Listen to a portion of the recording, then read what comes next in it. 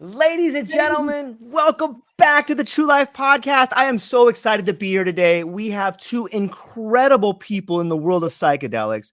And if you are as enthralled as I am about learning about this space, and if you are thankful to be alive right now because you realize how much times are changing, then you are going to be so excited to listen to this podcast. We have with us first, I will introduce Dr. Jessica Reverend Dr. Jessica Rochester. She is an ordained interfaith minister with a doctorate in divinity, a transpersonal counselor. She trained in the work of Dr. Roberto Assagioli and trained with Dr. Stanislav Grof from 1986 to 2018. She's been a workshop leader, a teacher in private practice. She is also a lecturer on consciousness, non-ordinary states of consciousness, self-discovery, spiritual development, personal transformation. She is also the incredible Madrinha and president of the Coup de Montréal and Santo Daime Church. She founded in 1997 in Montreal, Canada from 2001 to 2017. She's so much more than that, and you're going to learn all about her. However, we have an equally incredible woman that's also sharing some space with us, Dr. Sandra Dreisbach. She's an ethicist, a psychedelic ethics specialist with a master's and a doctorate in philosophy, exploring ethical decision-making and moral psychology, an ethics advisor, active in psychedelic education, integration, and advocacy, a leader in the Santa Cruz Psychedelic Society, as well as one of the incredible co-founders of EPIC, which everyone should check out. She is also a teacher in bioethics, worked in the tech industry, and is a Reiki master in 2 lineages. I think it's important to say that Dr. Jessica Rochester is also the incredible author of a series of books called Ayahuasca Awakenings. And I apologize for leaving so much more out, but I would be here all day if I read all of your accolades, lady. Thank you so much for being here. How are you today? Thank you so much for having us. Yeah, a real pleasure. Always a pleasure. Fantastic. So let me start this conversation this way. The two of you have really accomplished a lot in your life. So maybe I'll start with you, Dr. Jessica. How did your relationship with Dr. Sandra Dreisbach come into fruition? Well, just one of those lovely synchronicities. LinkedIn is about 10 years ago, more or less. A couple of colleagues, clients had said to me, you should go on LinkedIn, It's more of a business thing. I'm really not good with social media. I'm really quite old school. I'd rather sit down with people and have a conversation. I don't get a lot of this stuff on social media. How can you have 2,000 friends with people you never met and you're not sure if that's really them? Okay. So I'm really kind of from another era on this, whereas recently I heard an Indigenous elder say that a relationship is built on 1,000 cups of tea. Okay. And I kind of agree with that. There's acquaintances and then there's friends and then there's colleagues and then there's the human species. So it was through LinkedIn, and I do not remember if I reached out to her, she reached out to me. I have absolutely no memory. It was just a few months ago that we kind of connected, and we both said, oh, wow, I love what you're doing. Okay, it looks like we have some things in common, even with our kind of different backgrounds, different education and training and life experiences. We had so much in common. And then we met and talked, and it became hilarious. I don't know how much you want to share here, Dr. Sandra, but it became hilarious. We have the same astrological signs. There were so many things that were absolutely identical. Never mind all the differences. There was this wonderful balance of what was in alignment. And so I said to her, we have to talk together about ethics. And I'm going to bug my friend, George Monty, to see if he can host us together so we can do this. So that's fascinating. How we met. And Dr. Sandra, you have an incredible background in ethics. Was it sort of like finding a long lost sister when you found Dr. Jessica Rochester? Well, I feel like we have more cups of tea to go. Yeah. Well said. Yeah. But I love that story. I love that wisdom, because I often will tell people like we're friends first and everything else is extra, because like I really want to ground it in that sort of relationship. But it's so beautiful and so powerful and amazing when you find that the cups of tea are overflowing naturally, and so I'm really excited about this beginning friendship and where it's going to lead. I'm excited too. I think it's really going to be the beginning of some very interesting emerging ideas, and I think that we're on the forefront of that. And I think we're very fortunate, but it's also very challenging to be where we are right now, because there's this whole world kind of re-emerging, and I'm sure that there's people who have come before us who have figured it out, but it's up to us to kind of reinterpret it and try to give it our own spin on there. And I'm curious, you two incredible women have had a conversation about ethics in the world of psychedelics, and I'm wondering, Dr. Sandra, if you could just kind of start us off, like when you think about ethical behavior and psychedelics and some of the challenges that are happening on the forefront, what do you think about? It's funny when you ask me that question in this moment, and it's going to sound very self-centered, but but it's like I think about me, and I think about my relationship, and I think of, because for me it's very important to ground ethics in the personal, in your own personal relationship, in your own personal journey, in your own personal relationships with the plant medicines and spiritually, and so that's what comes up. So it's first and foremost about what work am I doing, what's arising for me. And so even if I'm looking more outwards, I recognize that I'm also looking inwards at the same time. That is really well said. Dr. Jessica Rochester, what is some of your ideas that you see on the forefront of psychedelics, entheogens, and ethics?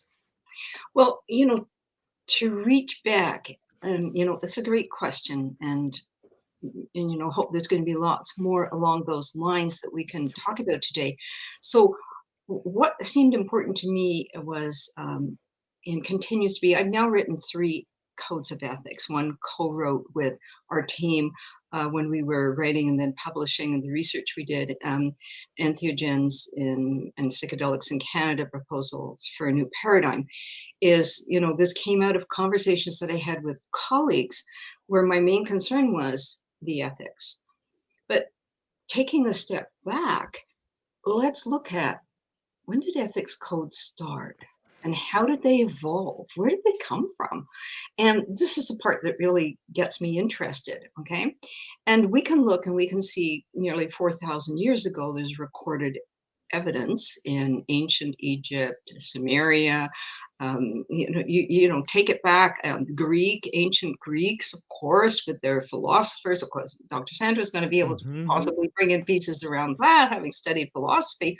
But we can see that, because we're humans and there's human behavior and words, actions, deeds, etc., and intentions are always either questionable. Okay, so we need to have some agreement as how we're going to conduct ourselves. So some things are laws and other things are code of ethics, and they meet and they join. And I've tried to always explain to people, there's lines, ethics, and then in our contemporary situation, there's ethics that can get breached, and then it can continue to move until it's a civil issue, and then it becomes a criminal issue. Okay, so there's gradations in this. So we see there's deep roots in civilizations and cultures where people struggled with trying to address what we're calling ethics, And then what's really fascinating is you turn that coin over and then you see, what were people doing with sacred plants for the last many thousand years? How did they manage it? They didn't have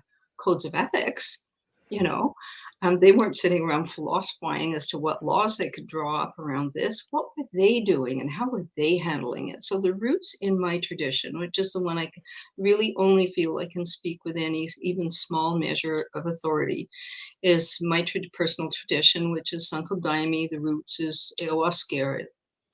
And so in my study and research of the roots of my tradition, it's very clear to me how the sacred plants were always in the hands of the medicine men and women and the shamans, and that this was an accepted part of a community and tribal kind of spoken, unspoken agreement in which people were recognized as being the medicine man or woman and the medicine or the shaman, shamaness, based on how they conducted themselves. Nobody marched into the middle of the circle in front of the sacred fire and said, by the way, I'm your new shaman. Okay, these things just don't happen. They'd be laughed at. It's like, go sit down. We all know you're a fisherman or you're a carver, or you're a cook. You're a great cook, but you're certainly not the shaman. Okay, and so people grew into these roles, often from young childhood. And that was the norm, is the elders would notice the characteristics of the young children and say, this one's going to be a great warrior. Look, he fights everything. Okay, and this one's going to be a wonderful whatever carver, because look how she always is taking the wood and carving it. And then there's the one that's already being able to read energy and guess what somebody needs. And so everything's changed now. And so we have these old systems that have their own wisdom and their own deep traditions and understanding and evolutions over thousands of years. And here we are now. What have we got? Yes, it needs to. Your question is terrific. How do we bring all of that wisdom into today? That's the challenge. Yeah, it is a challenge. I'm sure Dr. Sandra. So I just want to premise this or us would like to say that in this conversation, at any point in time, if you want to move it in a certain direction, please feel free. It's a free flowing conversation, and I am very able to grab the steering wheel, but you two are probably better drivers than me. You have more experience driving, so feel free to grab the wheel if you need it. That so being you're not said, afraid of women drivers, then? You know what? I come from a line of strong women, and I find it attractive and warming, and I find it very helpful to learn from people who know more than me, regardless of what construct they seem to be in today. So thank you for that. I'm curious, Dr. Sandra, when I think about shaman and philosopher kings, and I know you have a background in philosophy, I'm often reminded of the plant kingdom because I think of cannabis, sativa, and indica. In some places split off from each other. And so now you have these philosopher kings, like back in the classical teachings. And Dr. Jessica Rochester is talking about shaman. And on some level, aren't those two entities similar? Well, that's a pretty deep question. I mean, well, first of all, I should mention, since we were talking about queens here, there were philosopher queens and kings in terms of Plato's Republic. He recognized both as having, and he was really unique in his time period for actually recognizing that women had that same ability or authority. And it's interesting because a lot of people bring up the Eleusinian mysteries schools, or going even deeper into the Oracle at Delphi, and Aristotle himself was going there and saw the women in that sense, who were then translated by priests of the time, who would go into an altered state of consciousness, some debate about what means and ways, and they actually had words carved on the entryway to come into the Oracle of Delphi. And the first one many people know is to know thyself. Another one was everything in moderation. But if you think about when you're trying to seek wisdom, that sort of shamanic lineages happened in all schools, all traditions, all lineages, all cultures throughout the world. And this brings me back already between my original conversation with Jessica, which was, we realized we had a similar lineage. And I've studied more in terms of trying to recapture the lineages that, I've been cut off from colonialization to, Celtic, Gaelic, and Germanic, traditions, but also even looking at what have I been taught from a Western perspective from philosophy and looking deeper. Right at the time period that you mentioned with the sort of Plato, if you know about, we went Socrates, Plato, Aristotle, and Socrates, actually, I should correct, I think I said Aristotle earlier. Socrates was the one who went to seek, and actually was actually one of his students who went to seek the Oracle Delphi and asked who was the wisest, right? And the Delphi Oracle apparently said at the time that that he was. And he was pondering that. He's like, well, how is it that they thought that I was the wisest? And he realized the only reason that it could possibly be is that he knew that he didn't know. That he knew the limits of, you could even say wisdom, or of the mind, or of our own humanity, or of his own seeking. And he was a philosopher who in his own time wrote nothing down. What we know of him, we know from Plato. And he would go around talking to people and having conversations, that sort of Socratic dialogue technique that I definitely deeply appreciate. But I'm also deeply appreciate that at the time of the Oracle of Delphi, people from around the world of that time would go seek the Oracle before they went to war, before they made major decisions. And there was a shamanic lineage there. How much of it remains is a good question. But I think all of us, if we look back deep enough, we can find that history. That is really well said. Thank you for that. I'm curious to get both of your opinions on the.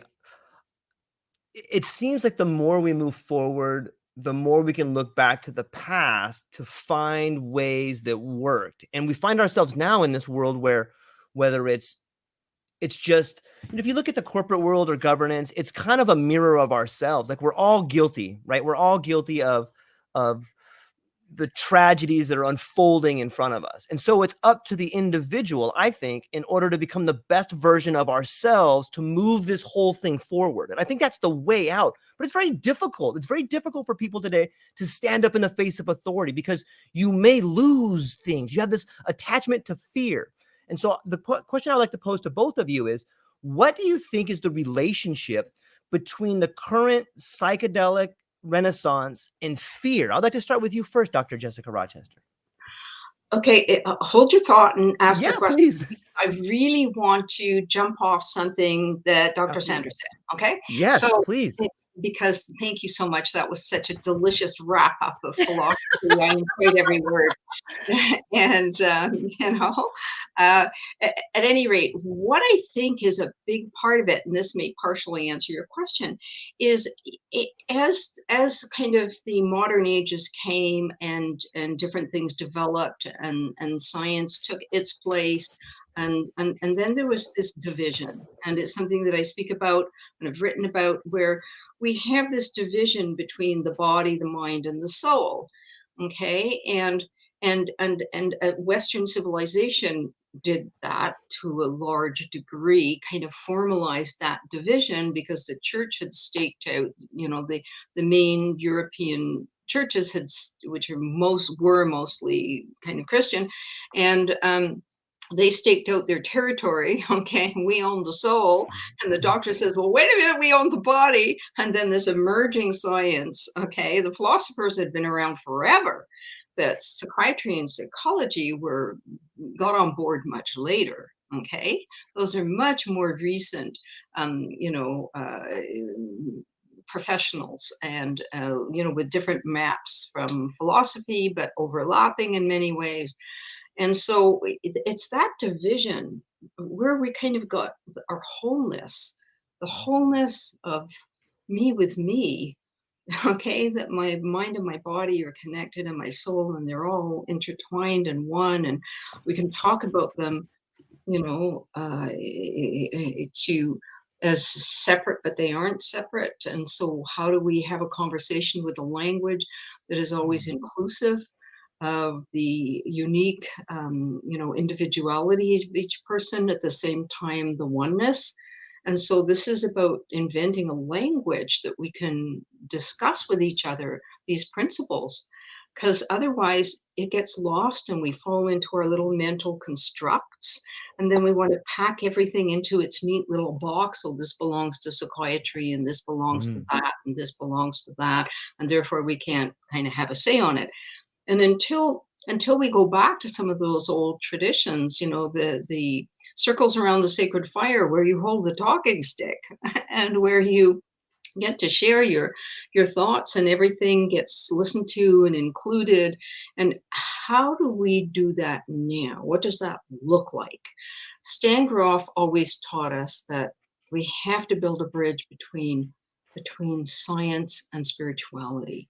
And he really believed that transpersonal psychology was going to be part of that bridge, not the only piece of it, but it was going to be a good part of that bridge, and helping to develop a language and a model that would be sufficient to embrace everybody to be able to talk together. So I have no idea if I answered your question. Yeah, absolutely. Ask it again. Okay, perfect.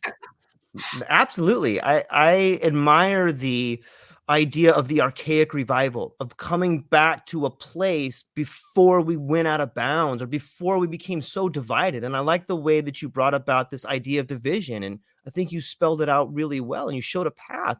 Dr. Sandra, what do you think about what Dr. Rochester said? I could talk forever to just. Yeah, please do. And of course to you too. I mean, like, I'm just a talker. Okay, maybe we should admit my own fears here. I love it. But I think it's definitely true. I mean, Western mindset.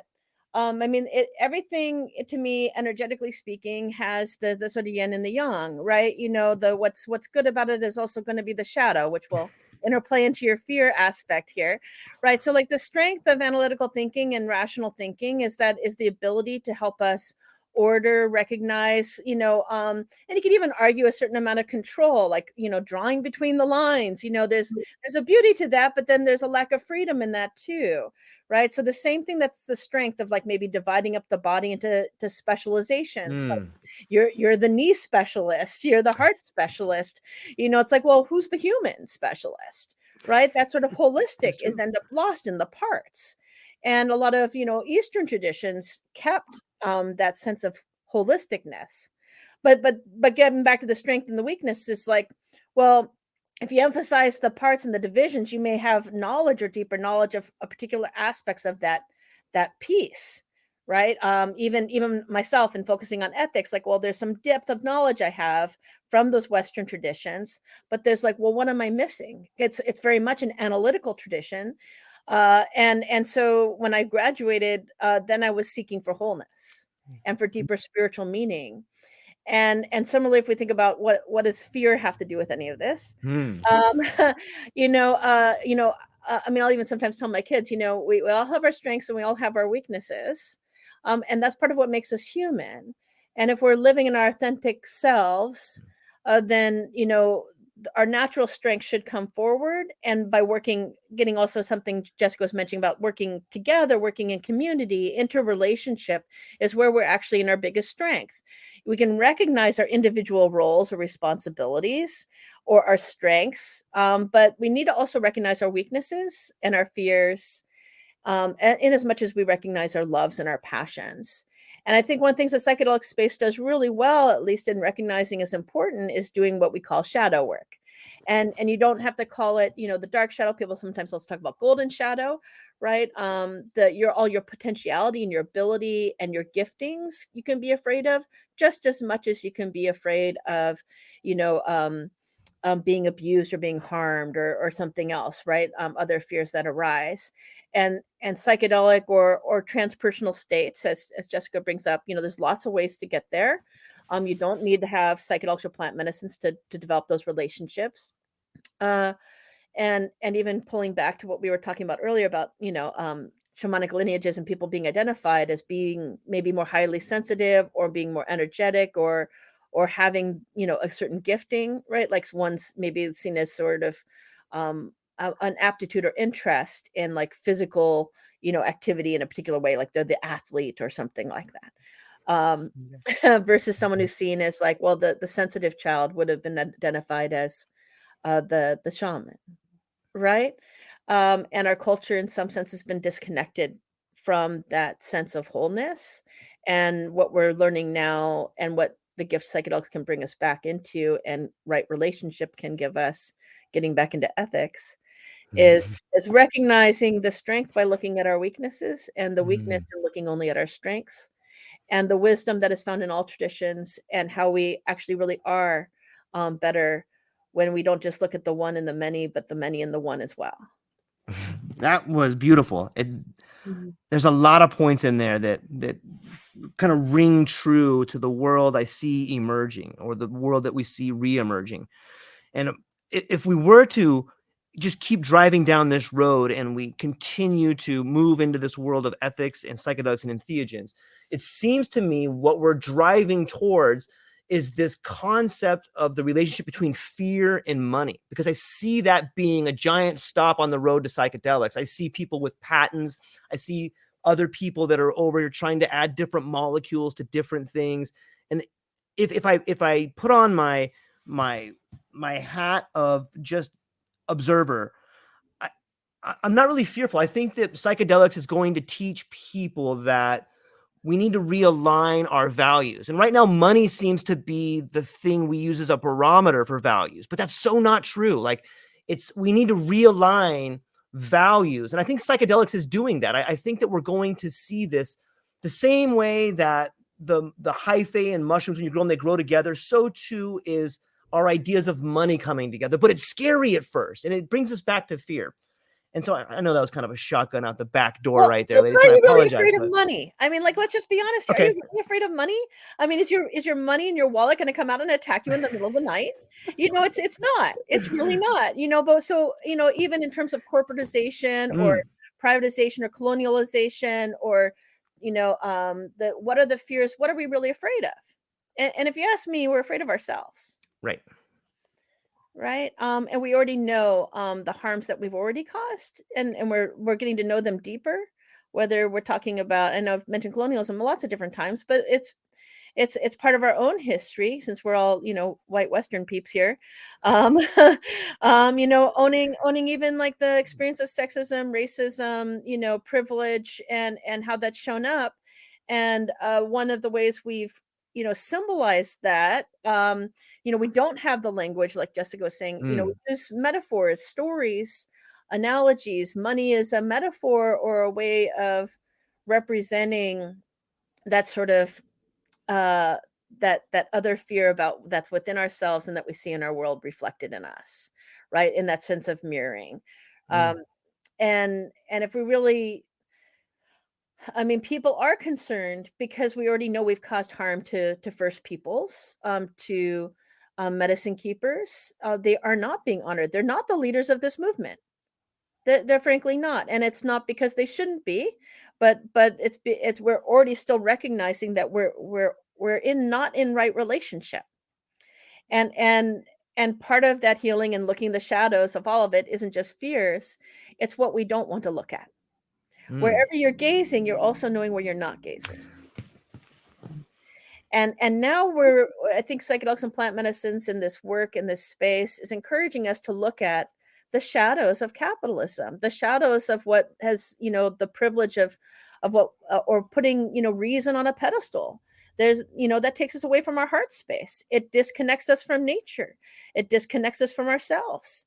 And I think you're in sense of some of what you're indicating earlier, we're being drawn and being led, in my mind, or in a spiritual way, back to reconnection and right relationship.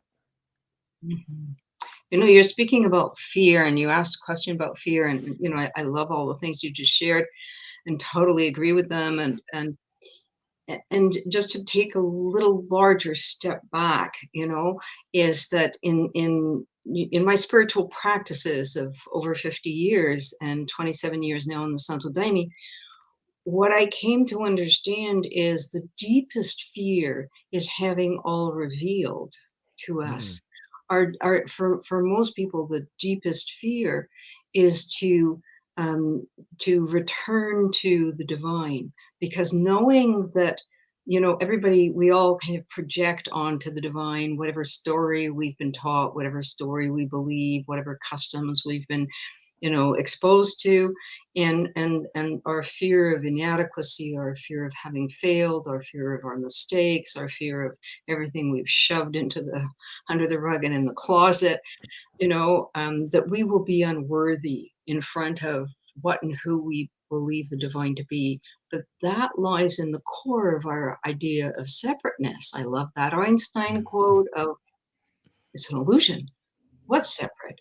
The collective unconscious and I are one. Okay, everything's one. The separateness is an illusion, but it's a really good illusion. It's great. It's got most of us believing it. And we have to want to change that mindset so that we can step into, this is something in the Santo Daime that we're always it's always coming up. People drink and, I had this marvel experience. I saw all these visions, and that's the falling in love stage. Okay. And then there's the marriage. Okay, girl. Deal with all of the issues. Rainbows and unicorns, and It's so true. It's so true. Yeah. And so all of a sudden we're seeing ourselves from a completely different perspective. And this is all part of you can read it on our website, on our church website, the Daime helps us to see the best of ourselves at the same time in this very profoundly neutral, calm, compassionate way. It shows us all our flaws and our mistakes and our errors. And it's not this angry Jehovah style God that's shaking a gun, or this kind of Catholic version of to hell. Okay, Peter at the gates. Okay, where are you going? Not in here. Okay. So all of those stories are really powerful, and they've gone in deep. But what happens when we actually move into non-ordinary states of consciousness by whatever means, meditation, sacred plants, what have you, is what we find is something completely different. We have to pass through our own judgment. That the toughest judge in the universe is quite at home inside of me. Okay. And it's making a new relationship with our inner judge, making a new relationship with our beliefs and our perceptions about who we are and the reality of the world. And then, this is where sacred plants and psychedelics, if they are not within the framework of ethical guidelines, then that's where everything can fall apart. And so why are ethical codes necessary for work in non-ordinary states of consciousness? Even more so for us to understand them in contemporary use and how they're being used currently than how they were used in indigenous traditions and philosophical traditions. And so I want to tell a quick story that I'd come to the Santo Daime. I had done training with Jack Kornfield, the American Buddhist teacher, and mainly in part with the work that he was doing with Stan Grof during my training. So I staffed at retreats, and what fabulous teachers, Jack Kornfield. And anyway, so he published this book, which I highly encourage all our listeners to buy and read. And it's After the Ecstasy, the Laundry. Okay. And this was written 2000, 99, 2000, somewhere around there. Okay. And of course, as soon as it was off the press, I bought a copy, read it. And then in it, he says, if you've joined a spiritual tradition that doesn't have a code of ethics, write your own and take it to the elders and explain that in our modern cultures, in our civilization, we actually have to have ethics codes. That what existed in their traditions for the Rinpoches and the gurus and the shamans, what existed in their tribal context, in their community, once you pluck them out and bring them into our culture, then there has to be that language so that anybody picking up the teachings and everything, that we're in a different setting now. Okay, Guru went home, the Rinpoche went home, and how do we take those teachings and bring them into our culture? So I called him up and I said, I've written a code of ethics. Can I send it to you? Please, Jack. And so he says, yeah, send it. So he did. And I said, he wrote back and he says, I don't think you left anything out. I don't think you added anything that doesn't need to be there. Best of luck. Let me know how it goes. And so I highly encourage. And then Kalia Taylor, she wrote a book called The Ethics of Caring. She was one of my training supervisors. When I was training decades and decades ago, when I was in the training with Stan Grof. And she had just published that book. I was in the process of publishing it when I was in the training with her shortly thereafter. And it is an excellent book that addresses, ethics specific to non-ordinary states of consciousness and how much a greater sense of sensitivity to all the regular things that are in the codes, but because of the heightened awareness and the susceptibility of individuals in non-ordinary states, that the setting has to be extremely aware of what they're doing and how they're doing it and what they're bringing in. So yeah, Dr. Sandra, I answered your question, but better than I could have possibly imagined. Thank you for that. Dr. Sandra, what if you were going to continue that part of the conversation, what would you add to that? Well, I would say that yes, and Well put. Yes, Anne. Which is something we like to see in the psychedelic space, and also an impromptu. But I mean, but the idea being, like one thing I'd like to bring up now, because a lot of communities do have ethics codes. And there's a couple of different challenges, and I do love Kylia's book, by the way. I want to give her recognition, and she was one of the people, at least in a Western mindset, where it's bringing a lot of these sort of ethos to light. It's the fact that, first of all, I like to say that it should be a living document, not a dead document. Yes. Right.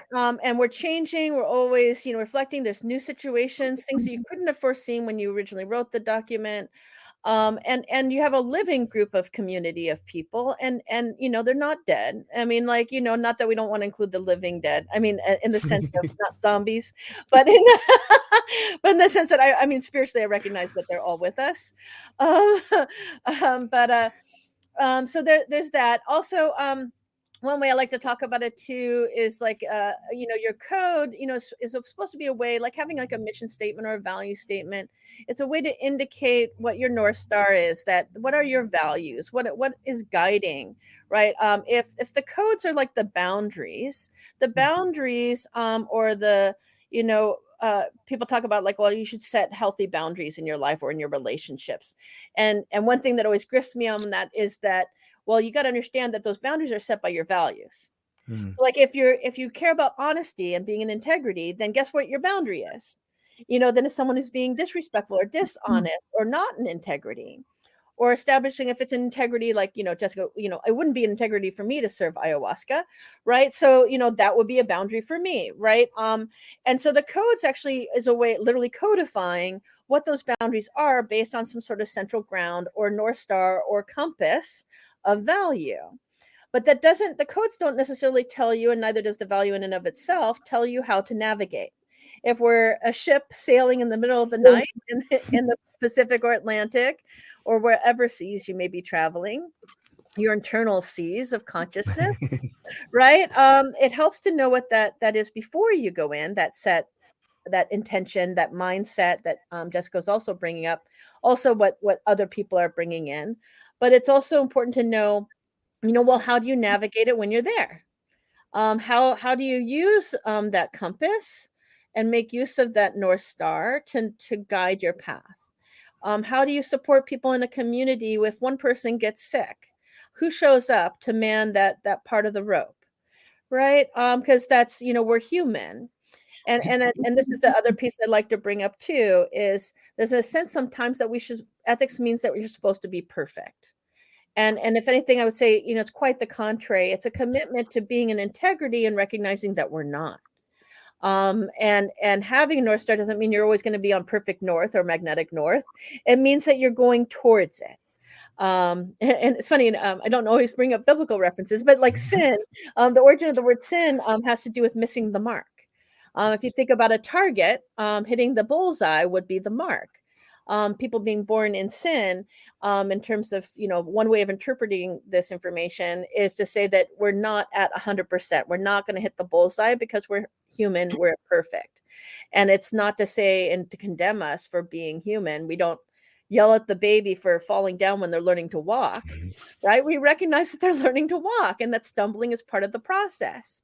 And so in the same sense, our codes and our value systems and our communities should be creating more space and more compassion and love for the fact that our own humanity, and grow with us. And I often look to nature to help inspire me for that. Nature helps to support one another, and interrelationship is where we all thrive. If we have weeds or things that, create separation, we tend not to survive as well if we don't recognize that we're really in an interdependency within one another. Back to what Jessica's bringing up at the beginning, this illusion of separateness is very much true. Yeah, that's really well said. Totally loving, the North Star and the navigating. In the Santo Daime, we talk about it being like a boat, and that there's the captain and the crew, and everybody has their duties and their responsibilities, and we work together because we all know our places and what our responsibilities are when the boat sets off okay, and guided by the North Star. And yet, you know, you can think you've gone out with, okay, you went out with the tide, okay, but then you never know when the wind's going to change, when the waves are going to get big, and it's the navigating. And, you know, so it's often a analogy that is used in the Santo Daime, that you have to know how to navigate through the darkness and the storms. And this is a big problem with people who, you know, George and I have talked many times about, you know, some of the things we're touching on now. And how do you navigate in the darkness and the storms? And if you don't have the North Star and you don't have a compass, because you haven't established what the North Star is, and you thought you didn't need a compass, okay, for whatever reason. So these kind of pop-up shamans and these instant psychedelic guides and stuff who don't have a foundation. This is how I see it. I'm not intending it to be anything but an educational process where we all look into ourselves. You just said it would be out of integrity, or something to the effect of, it would be out of integrity for me to attempt to serve ayahuasca. And I bow to this. I bow to this wisdom of knowing, this wisdom of knowing that there's 3 states. There's what I know. I know how to drive a car. I do not know how to fly a plane. Okay. So there's what I know. There's what I know I don't know. I just said it. I do not know how. And then there's what I don't know. I don't know. And that place is something, you know, you referred to it when you were speaking about, you know, ancient Greek philosophers and Socrates, and it was like, yeah, you've got that job because you are willing to embrace that you don't know. And that speaks to a great wisdom that our kind of Western civilization egos, there's not a lot of space for that in the power hierarchies that we've developed and the role models that Western civilization has chosen. And this idea that you were speaking to about perfection, that this is a really important thing. Thank you for bringing it up, because that's a big deal in our culture. This perfect, you know, the perfect look, the perfect car, the perfect lifestyle, the perfect job, you know, our the perfect love, you know, the romantic myth. Let's not go down that road, you know. That and what a trip up that one is in non-ordinary states of consciousness. Look at all of the, you know, problems that's been created when attraction turns into something else. So, you know, this idea of needing to be perfect. I happen to have a dress that says on it, perfectly imperfect. I love it. Yeah. And so how do we embrace our humanity ethically, and how do we accept that without shame? Okay. It's the shame piece, I think, as much. We were talking about fear. Yeah, you know, with probably a lot more to say about fear, but we haven't talked about shame. And I think that shame is a big issue in our culture, simply because of how things have evolved, in which we have not been addressing, we haven't had a space for a dialogue, for a discussion about what shame really is, and how we all hide the things that we're ashamed of. You know, that's what we're kind of taught. I think probably one of the books that I found most helpful, that I would, you know, through the decades recommend to people, with John Bradshaw's book. If you don't know it, I know Bradshaw. Healing, yeah, fabulous. Healing the shame that binds you. And what I loved about it, he says, often it's not even our shame. We're carrying somebody else's shame, ancestral shame, because granddad was an alcoholic, or you know, our auntie, somebody or other did this, and we were, you know. So how society used shame to control and manage things that was deemed other. So if you weren't from my religion, then that your religion was bad. Okay, if you weren't from my ethnicity, then. So all of these divisions and the load of shame that has come with, you know, needs to be an important part of the conversation. It brings up an interesting point. Like if we see that the best predictor of future behavior is past relevant behavior, and we bring it back to this idea of ships or shame, like, usually when ships show up, it's a pretty bad thing that happens. If we look back to history, when a ship full of people show up, it's probably not good for the indigenous people. And that, if we just tie that back, I think that ties back to shame, generational trauma, and, the history seems to be the best predictor of history or future of the future tends to be past relevant behavior. So if we see shame, we see ships showing up and conquering things. Like, why wouldn't that happen again in the psychedelic community? It does. Oh, sure. Who are the pirates? Who are the pirates? Go ahead. No, I mean, I think if anything, when Jessica, when you bring up shame, it made me think about vulnerability, and even authenticity and a willingness. And I think one of the gifts of journeys, of deeper journeys, and being vulnerable in community, whether it's a community of yourself or another or a larger community, that it's a willingness to, it's, again, we're coming back to that shadow work, to the fears, to the shame. Like, where did that come from? Is this mine? Which part do I own? Which part am I, what part, if like I'm working through a fear, like I've had in terms of doing my own internal work, I've had fear of being angry because I'm supposed to be a good girl. I even got a PhD in it. I worked really hard.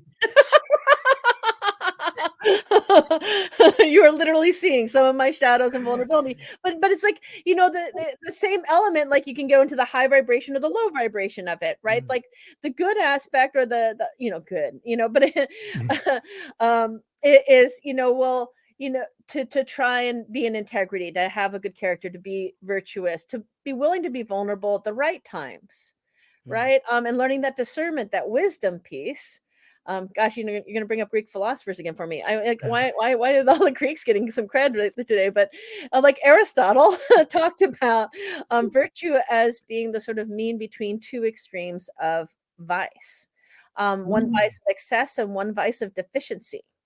So, for instance, courage, that virtue of courage is having the wisdom of discernment to know, and to work on, because Aristotle also recognized that we were human. We're bringing this element too, that you may be born, let's say, maybe you're more courageous, or maybe you're more cowardly by a certain nature or nurture, didn't even matter to him to an extent.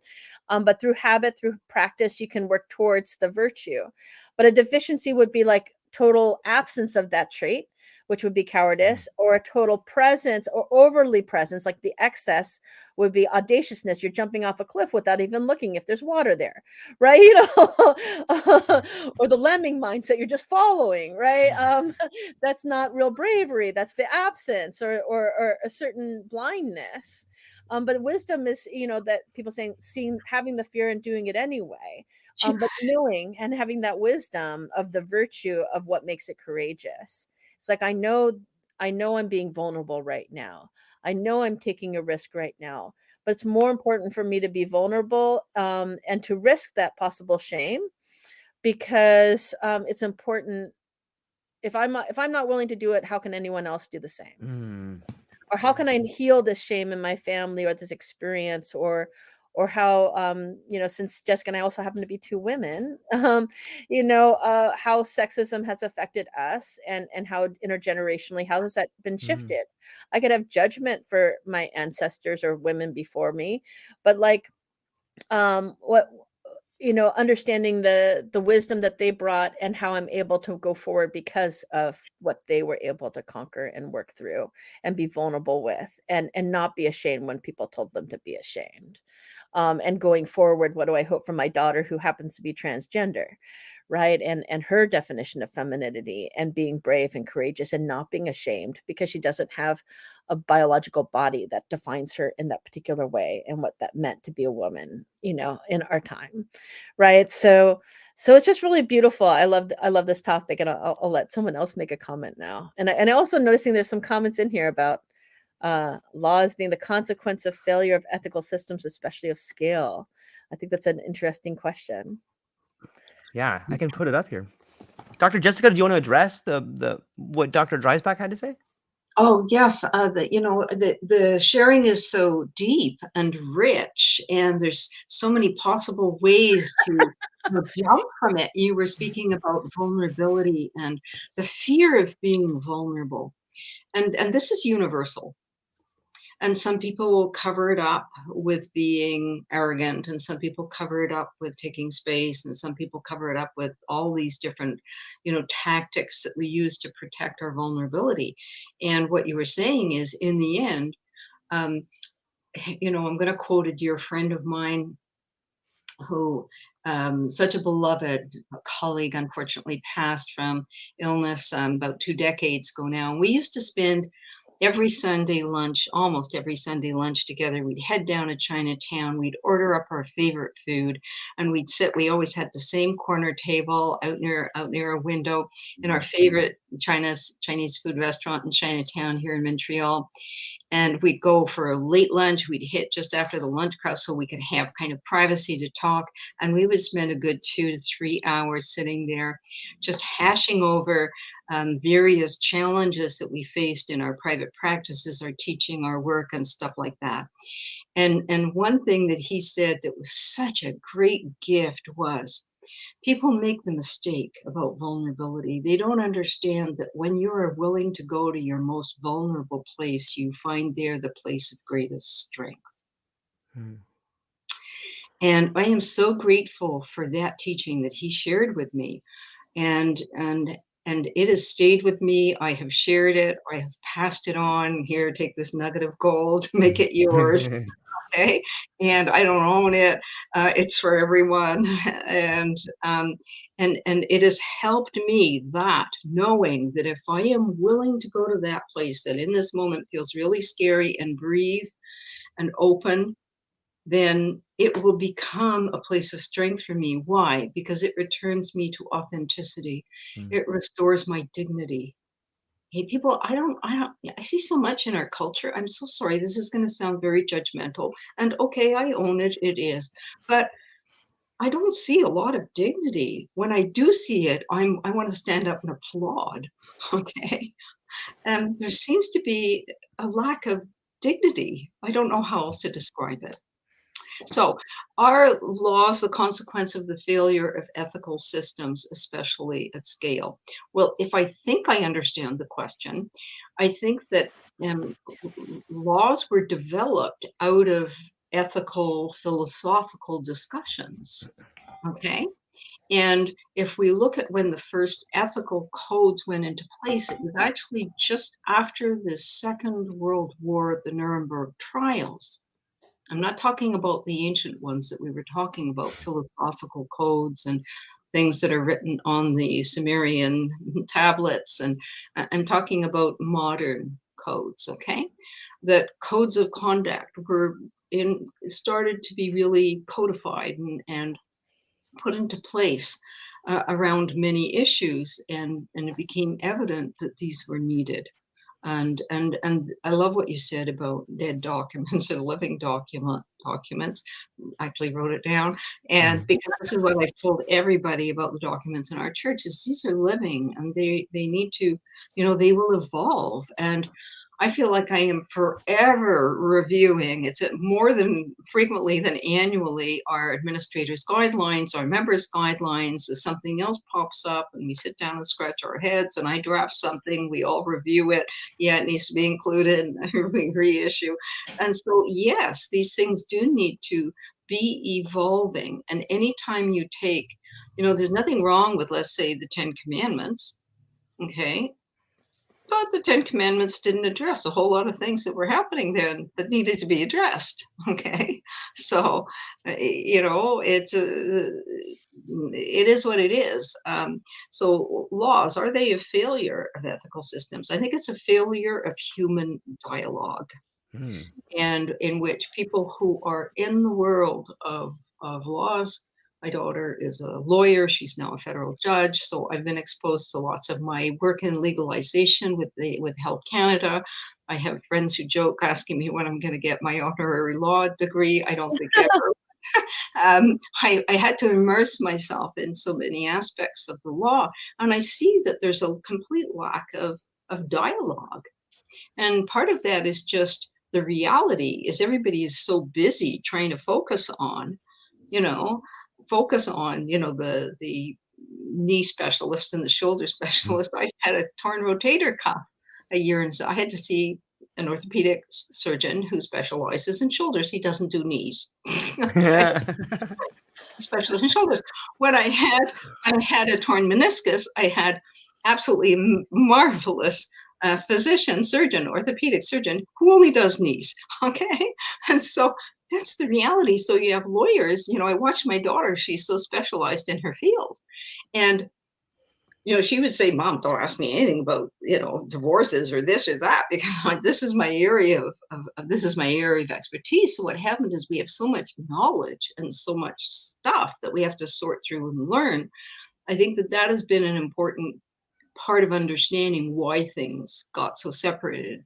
And we can say, okay, that's a reality, but where does the dialogue happen? So if we can bring it back into entheogen, psychedelics, and ethics, looking at the clock, what can we say about let's imagine the three of us are sitting. Let's take something really tangible and work with an exercise. Can I propose that?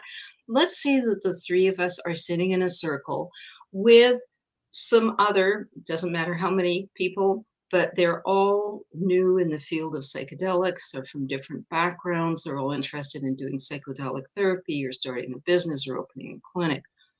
What would the three of us say? Can I throw that out? Well, what would you say first?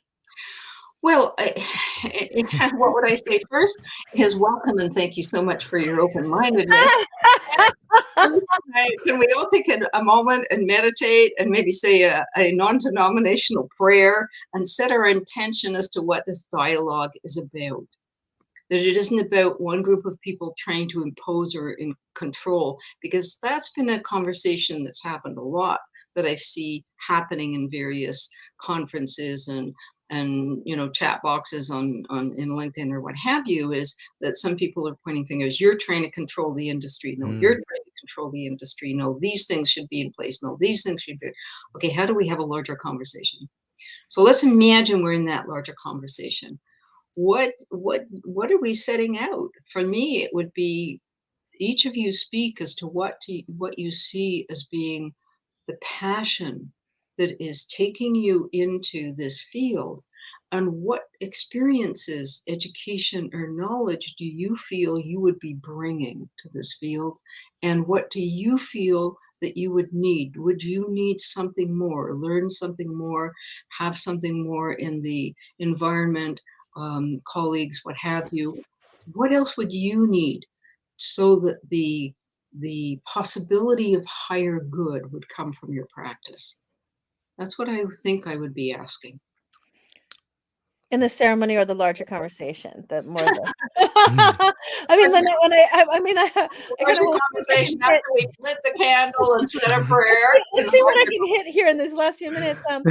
First, to address the question that the person, I think part of a yes and to what Jessica was bringing up earlier. I also want to bring up the fact that if they're designed for scale, we should understand that they're made for scale, that they're not made for the interpersonal, right? And so the limits of the system are the construct in which it was created.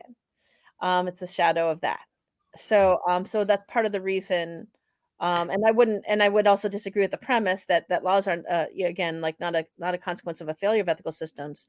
They're actually often a structured way of codifying what we believe as individuals.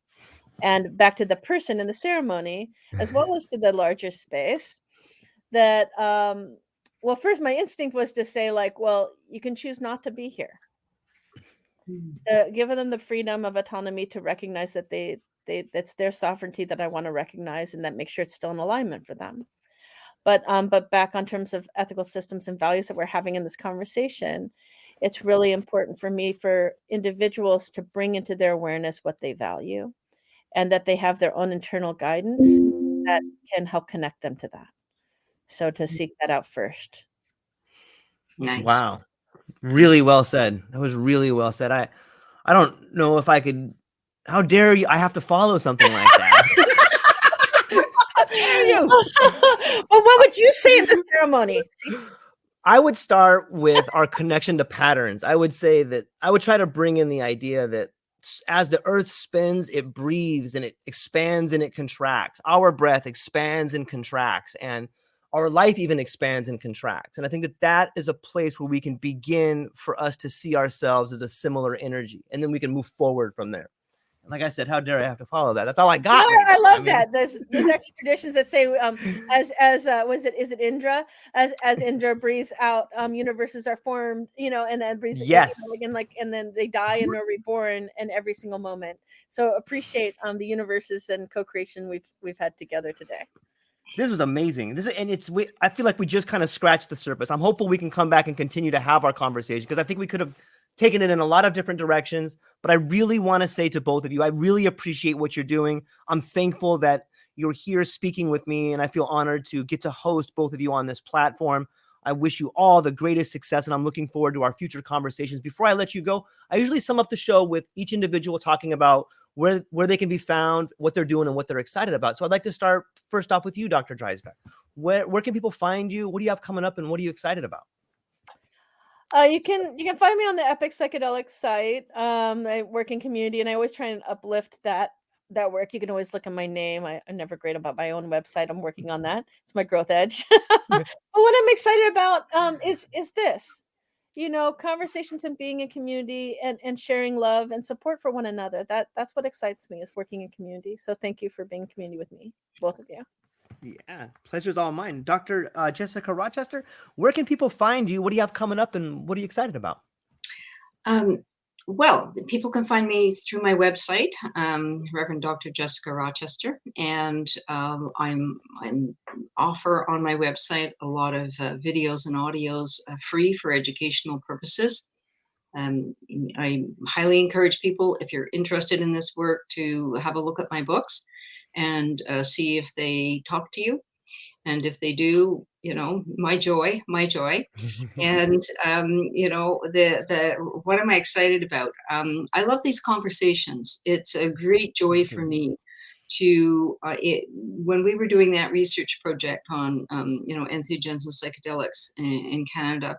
The joy was working with some already well-known and beloved colleagues, and then it kind of blew open, and all of a sudden there were all these other people who, through this one and that one and this one and that one, or who heard about it and contacted us saying, hey, I heard that you're working on this, I'd love to jump in.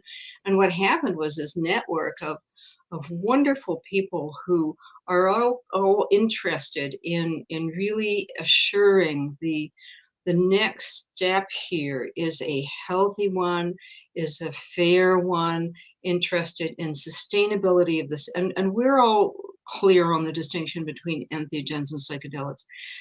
Equity, availability for all, credentialing, education, ethics, that we're all on the same page with these conversations. And again, it's a living page. It's something that is evolving as people come in and ask more questions and bring contributions. And so it's a wonderful moment.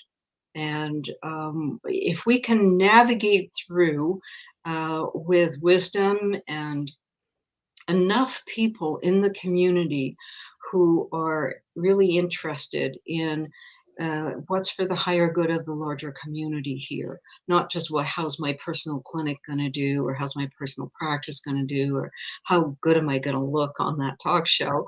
There's and we need to own, okay, this is all part of us, and we all have this inside of us, it's all there, but we have to have a sense of humor about it. And be willing to own it and take responsibility for it, and not let those parts of us make our decisions.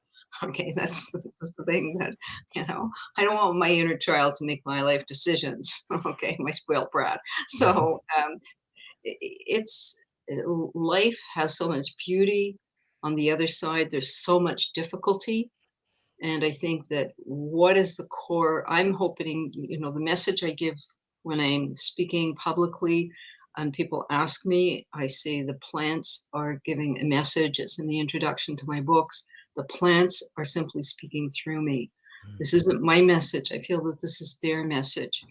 It has everything to do with me personally and nothing to do with me personally, which is, please, everybody, wake up. Wake up, wake up, wake up, open your eyes.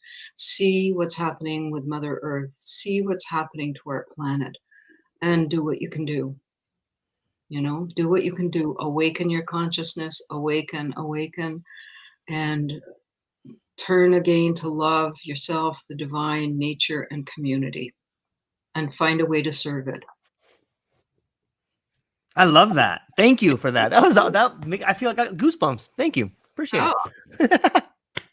Ladies, I really enjoyed every part of this. And again, I just want to say how thankful I am. I really feel like the message being put out by both of you is resonating with a lot of people. And I hope you know how thankful the community is to you. So with that being said, I know I'm keeping you longer than the hour. I really appreciate coming over. And if you hang on for just one more second, I'm going to end the broadcast here, but I wanted to speak for you real briefly after this. So ladies and gentlemen, thank you for joining the True Life Podcast. Please go to the show notes and reach out to both of these incredible individuals. It will make your life a little bit better if you take time to read what they're saying. That's all I got for today. Aloha. Mahalo.